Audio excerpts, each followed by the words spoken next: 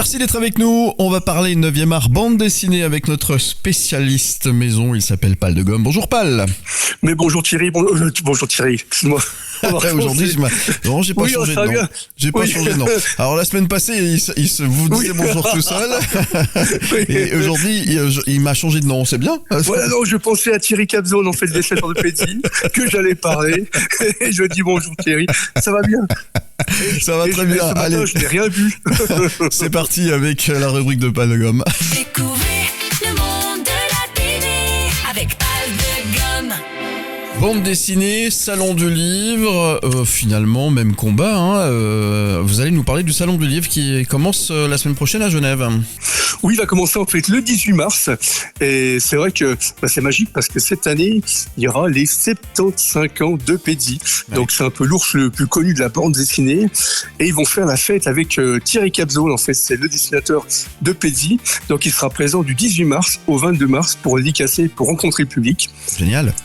Ah oui, puis ce qui est génial, c'est qu'en même temps, on va pouvoir reparler de Pédi en Suisse, qui était la grande sortie de l'année passée. Ouais. Et en même temps, cette BD est vraiment mise en avant pour le salon du livre. Ouais. Et il était le week-end dernier, excuse-moi, je t'ai coupé à Aigle, c'est ça ? Oui, c'est ça, oui, il était à Aigle. Donc c'est vrai qu'il y avait aussi une exposition Pédi qui était à Aigle. Donc l'exposition continue et c'est vrai que c'est génial parce que en fait, la BD Pédi en Suisse cartonne et le scénariste c'est Yvan Molinaro et c'est sorti en fait aux éditions Corrette. Et c'est vrai que pour tous ceux qui n'ont pas lu Pédi en Suisse, en fait d'un seul coup Pédi vient réparer une horloge en Suisse. Au départ, son bateau va être coincé sur le géo de Genève et après l'aventure va commencer, c'est-à-dire qu'il va se retrouver aux pyramides de Vidi, il va se trouver aussi bien sur la route du Gruyère, qui est la route en fait du fromage, aussi bien la fabrique de chocolat Caillé. Et c'est vrai que c'est magique parce qu'il ira même voir le château de l'Aigle, qui est en fait le château d'Aigle, où l'Aigle en fait est un seigneur de ce château. Et c'est vrai que c'est magique parce que c'est vraiment pour petits et grands. Bon, c'est assez sympa. Pédi, ça rappelle des souvenirs. Moi, ça me rappelle mon enfance parce qu'on a tous lu la bande dessinée de Pédi. On avait toute la collection à l'époque. Ah oui, c'est-à-dire que le héros a 75 ans, et ce qui est magique, c'était déjà le héros de nos grands-parents qui disaient ça, qui ont acheté, après c'est nos parents, c'est nous, et maintenant c'est carrément nos enfants qui disent ça. Et ça a bien marché en Suisse, c'est particulier à la Suisse. Oui, ça a vraiment cartonné en Suisse, et c'est vrai que là, cette année, il y aura un autre album qui va sortir, ce sera l'anniversaire de Pédi pour les 75 ans, mais c'est vrai que Pédi en Suisse a vraiment cartonné. Très bien, donc au Salon du Livre, et ça ne pas manquer, c'est à partir de mercredi, c'est on va dire un anniversaire spécial, une sorte d'hommage effectivement autour de ce personnage. Oui, c'est comme ça. Et puis Thierry Capzone, le 18 mars, sera là à midi pour faire une grande conférence autour de son personnage, pour expliquer comment il travaille, toutes ces techniques, toutes ces choses-là. Eh bien, merci. On ne manquera pas d'aller voir Pédi, son dessinateur, à Genève, à l'occasion du salon du livre. Merci, Pal de Gomme. Mais avec plaisir. Belle journée.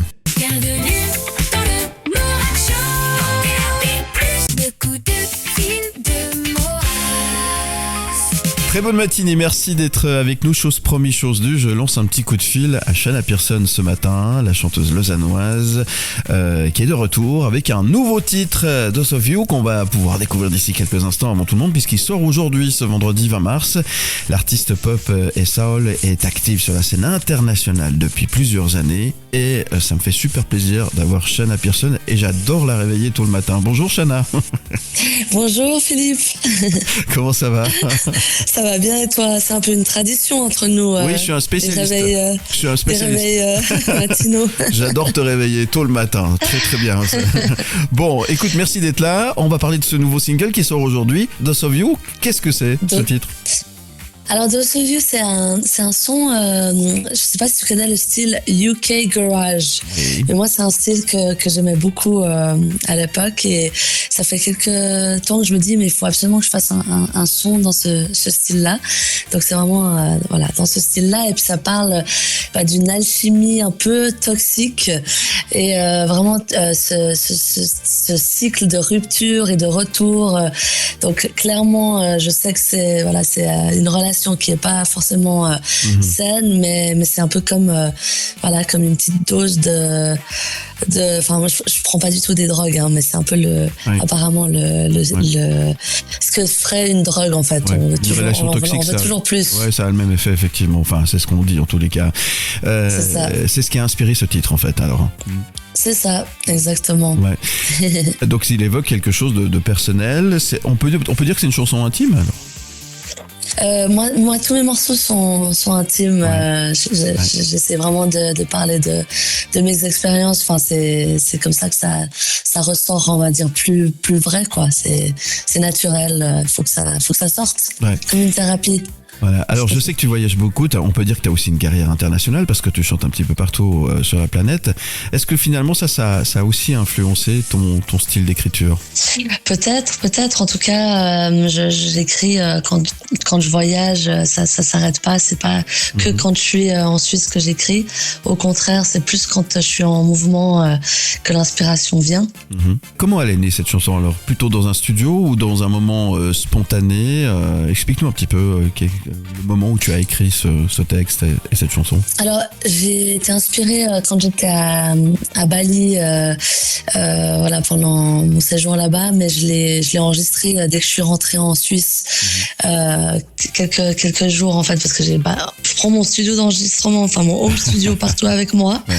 Mais voilà, je me suis dit, j'enregistre vite le morceau, enfin vite, pas vite, mais je l'enregistre quand même quand je suis en Suisse au calme. Ouais. Parce que c'est vrai qu'à Bali, voilà, il y a beaucoup d'interférences quand même. Il y a le trafic, les chiens qui aboient, les coqs qui. C'est un peu plus compliqué de trouver un moment très très au calme. Donc je me suis dit, je fais ça vite, vite quand je suis en Suisse. Ouais. Moi j'ai dit, elle voyage beaucoup. Hein. Bali, c'est bien, hein, ça peut être inspirant effectivement.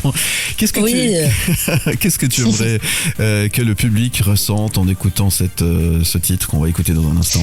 Je pense qu'il y a quand même beaucoup de personnes qui se retrouvent dans des relations et des situations pas forcément faciles, et voilà, où on est conscient que c'est pas forcément ce qui est bien pour nous, mais on n'arrive pas forcément à s'en sortir.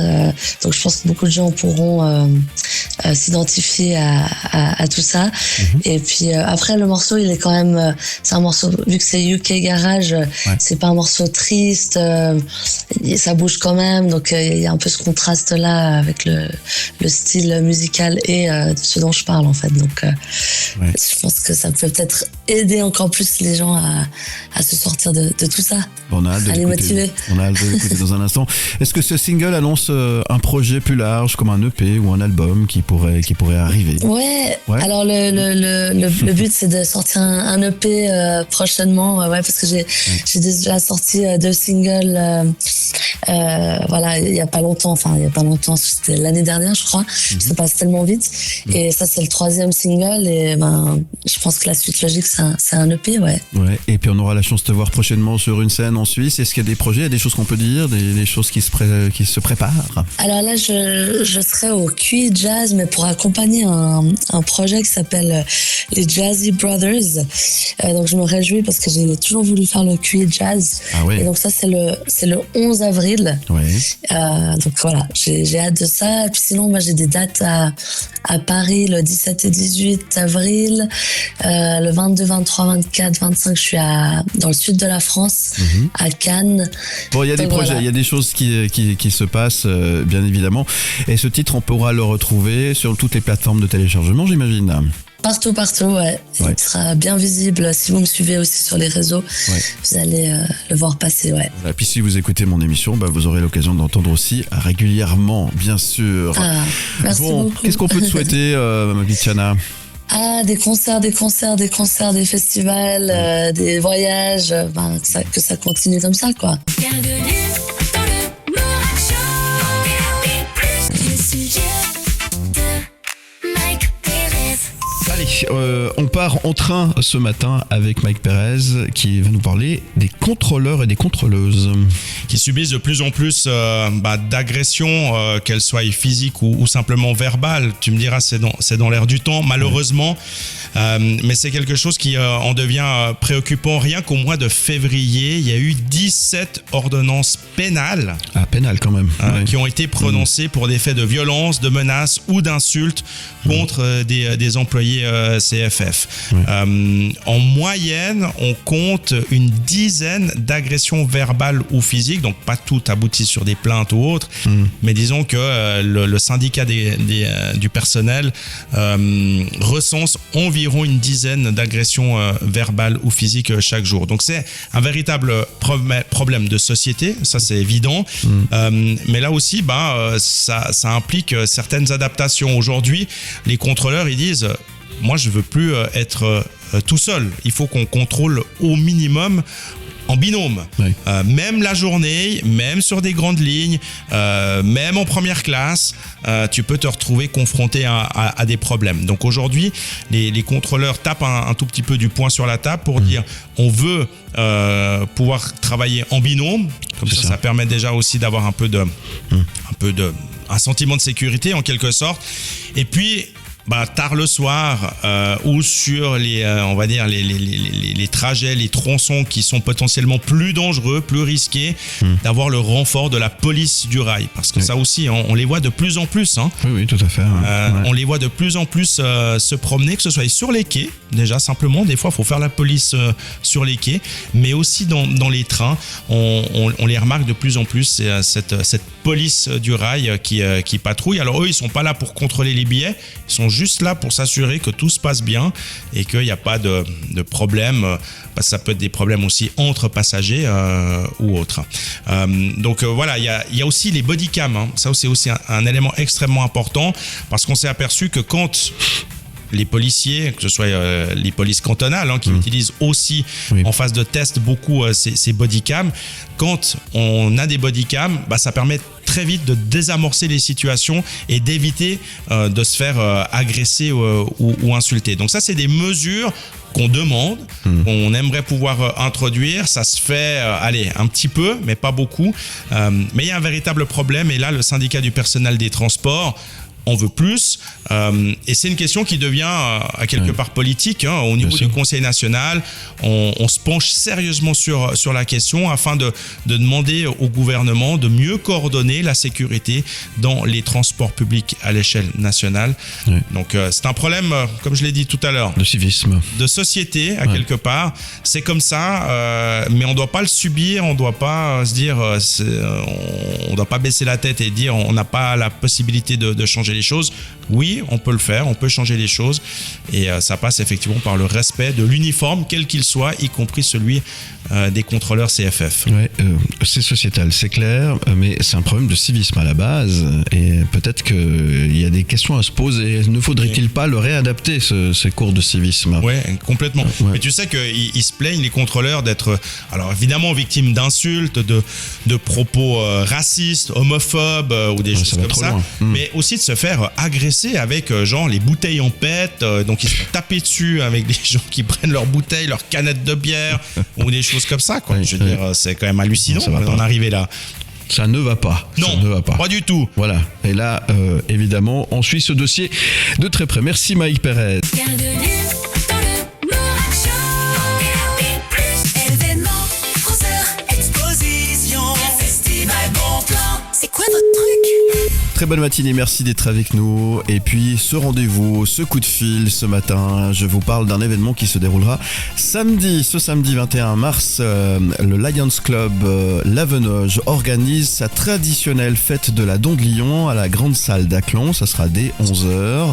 Cette journée est avant tout une action caritative. Les membres du Lions Club se mobilisent en effet pour récolter des fonds en faveur de la fondation Docteur Ciel, une association qui offre à des enfants malades ou en difficulté une véritable bouffée d'air, c'est le cas de le dire, un moment d'évasion à travers le monde de l'aviation notamment, on aura l'occasion d'en parler dans un instant.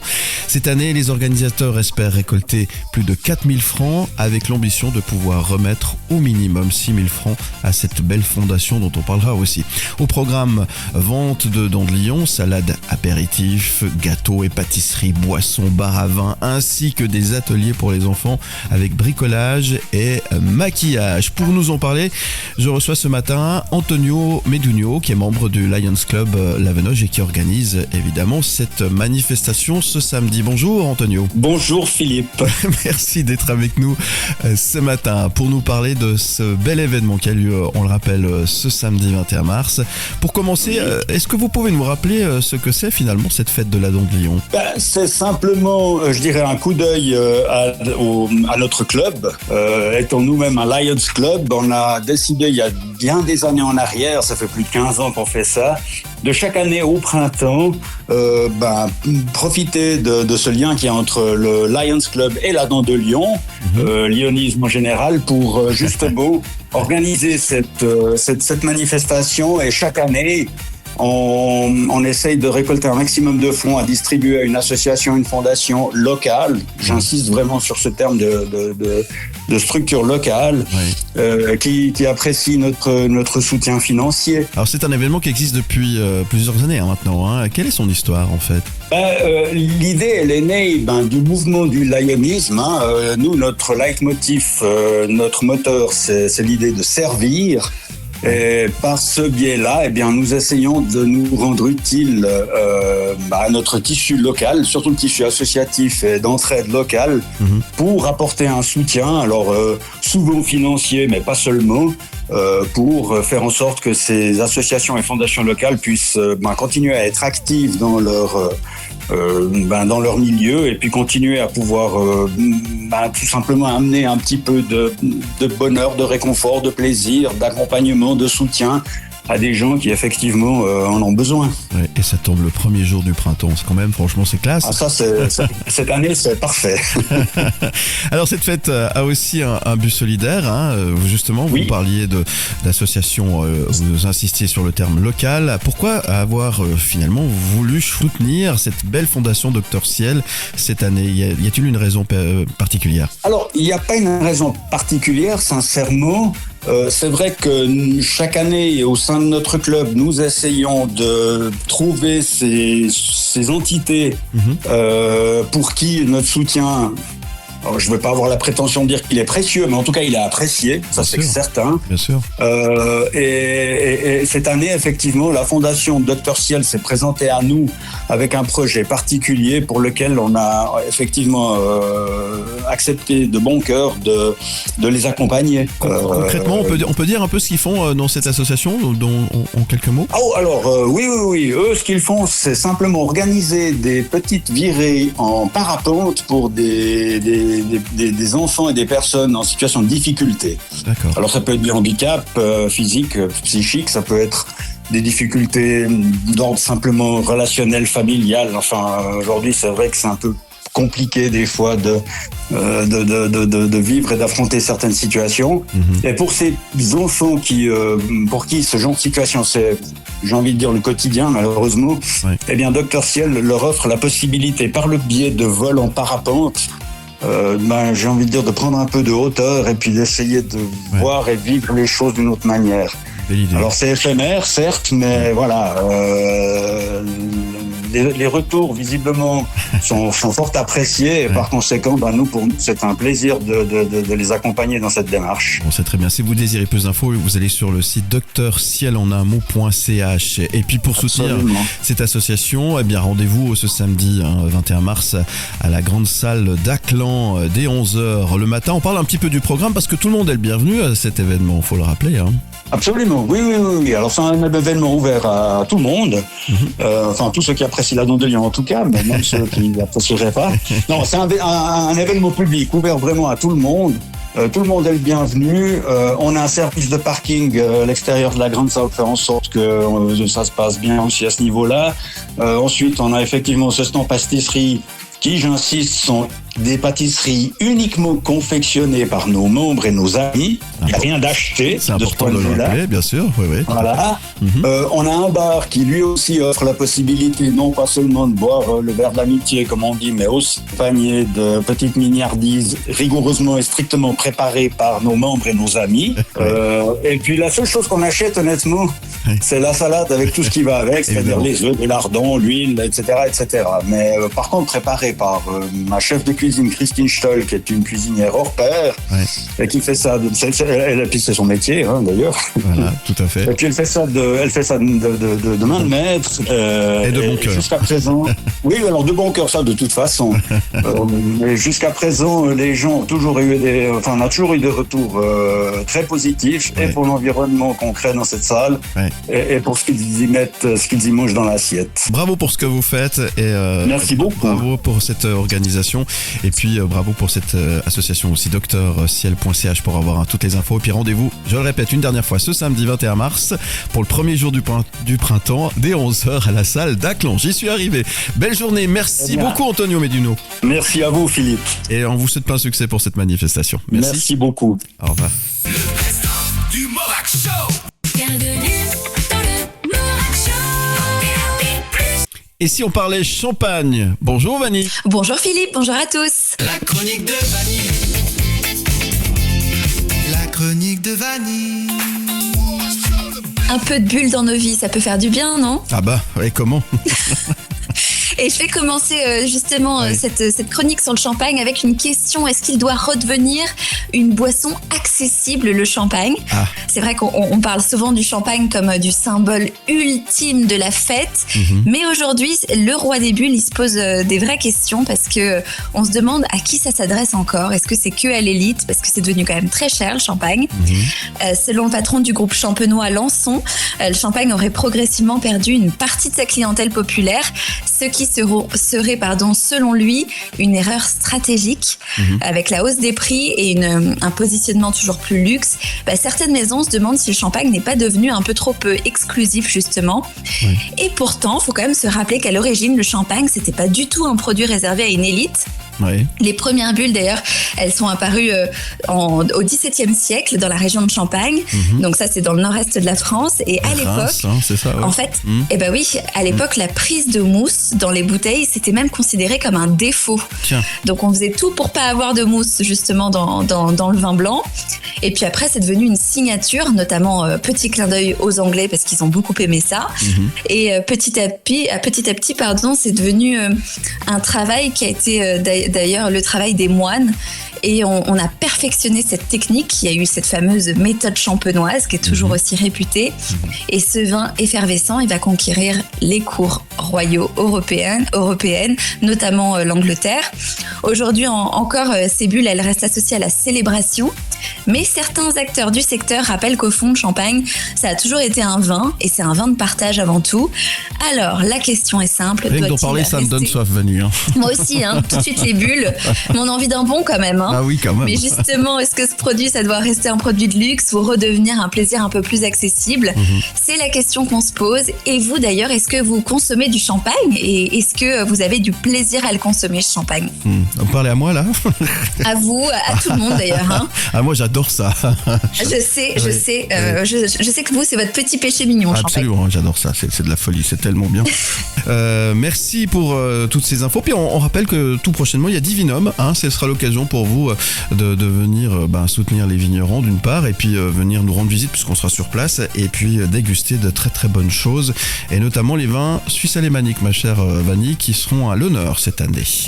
Eh ben, c'est magnifique parce qu'il y a vraiment des pépites en Suisse alémanique aussi. Et à très très bientôt. Et on vous retrouve sur votre podcast. J'ai oublié d'en parler. Votre podcast. Je vous laisse nous expliquer comment on peut vous retrouver sur le. La Goutte Podcast. Merci Philippe. La Goutte Podcast, c'est une plateforme sur laquelle on parle du vin, notamment du vin suisse. Et d'ailleurs, on va s'intéresser au vin dans la religion. Justement, j'en ai parlé cette semaine.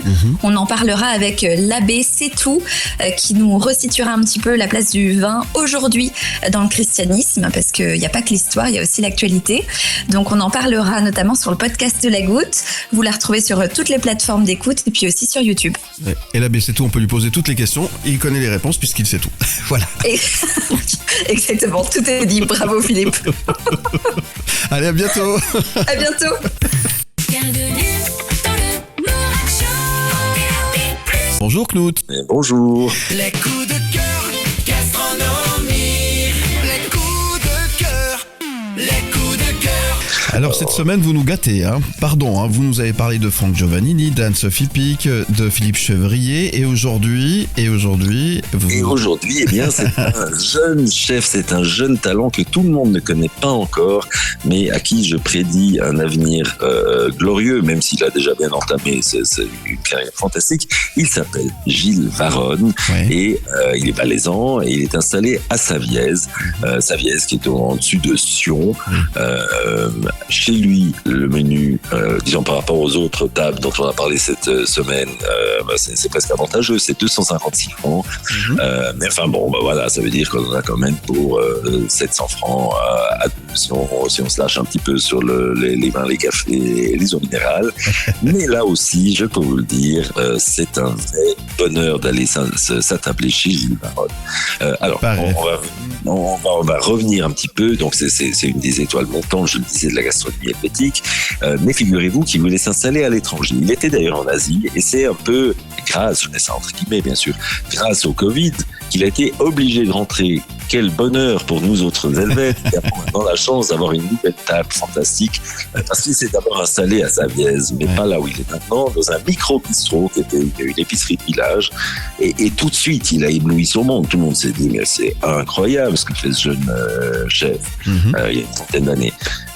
Du coup il a déménagé il y a 2 ans dans un tout nouveau restaurant qui est très moderne, qui est très très beau, avec des œuvres d'art, une cuisine qui est au milieu du restaurant, donc on mange avec les cuisiniers. C'est un concept hyper moderne, et dans cette cuisine ouverte, figurez-vous qu'ils sont 8 à travailler sans un seul bruit. C'était absolument fantastique. Donc on est assis à table, le restaurant est comme n'importe quel restaurant, c'est feutré, c'est agréable. Les cuisiniers sont là, il n'y a pas de vitre, il n'y a rien, mais on ne les entend pas, et ils font des choses absolument géniales. Donc, alors, c'est marrant d'ailleurs parce qu'ils se parlent. La seule chose qu'on entend, c'est qu'ils se parlent, et qu'ils se parlent en anglais, parce qu'évidemment ils viennent du monde entier. Il a rappelé un peu ses amis qu'il avait rencontrés lors de ses voyages. Et alors ces 8-là font des plats qui sont tout simplement miraculeux. On passe d'après inédits à des recherches de produits, souvent de proximité, mais qui sont juste sublimés. Et en plus, il y a là une jeune sommelière, et figurez-vous que cette sommelière, quand je dis sommelière, donc c'est au sens de la personne qui s'occupe du vin, pas la sommelière, comme on dit au café du village. C'est ça, on est d'accord. Qui est une jeune femme hyper talentueuse, et qui fait des accords mets et vins avec et sans alcool qui sont tout simplement épatants. Je pense que c'est des accords mets et boissons sans alcool qui m'ont le plus épaté de toute ma vie, et j'en ai vu quelques-uns. Donc c'est un ensemble de qualités qui font de ce restaurant une vraie destination. Bon ça fait vraiment envie d'y aller. Vous avez dit que c'est à Saviez, c'est ça? C'est à Saviez, c'est en dessus de Sion. Oui. Donc on y arrive très facilement. Et il y a même un parking. Chez Gilles Varronne, très bien. Et en plus, il y a un parking, alors c'est formidable. Écoutez, très bien. On espère qu'il n'est pas payant, le parking. Voilà, merci. Il n'y a pas, mais de toute façon, exactement. Merci. Bienvenue